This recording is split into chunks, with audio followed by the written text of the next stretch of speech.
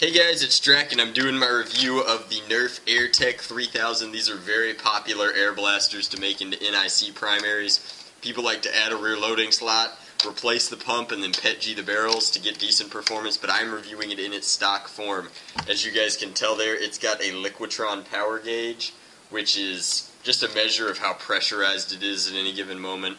It used to fire Nerf suction cup darts, but the darts that it came with were much closer to Busby darts, so to be fair, in my vintage review, I'm using Busby darts because they have the best fit in these barrels. You can see here that the barrels have old-style air delivery systems, just like a lot of the other AirTech line.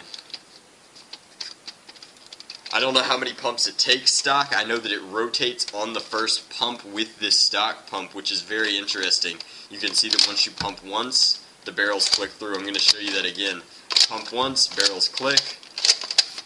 It looks like it takes about 3 pumps to fully pressurize, and then the OPRV, which is overpressure release valve, kicks in.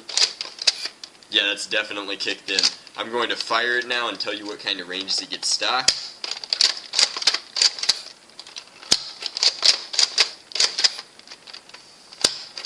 It looks like, depending upon how quickly you pull the trigger, you get anywhere from 25 to 15 feet.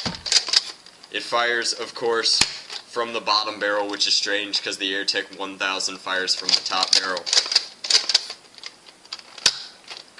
It's not a bad blaster in its stock form. I think that the Liquitron gauge is actually pretty cool, which is a pity because it's the weakest link in the pressure system, so when I do my mod guide for this here, I'll have to remove that, otherwise it would explode. The only other thing I want to say that I don't like about this blaster is I don't particularly like the paint scheme. I'm not a big fan of blue, and then the gray is a little dull. I'd much rather do it up in blue and silver, or red and silver, or black and red. Obviously, those are my favorite color schemes. It needs to be rebarreled because the air delivery system is simply atrocious, and this pump is what's really hard to get around. This pump is terrible. You can see how smooth it is, and then how short it is, and how you have to hold the blaster to use the pump.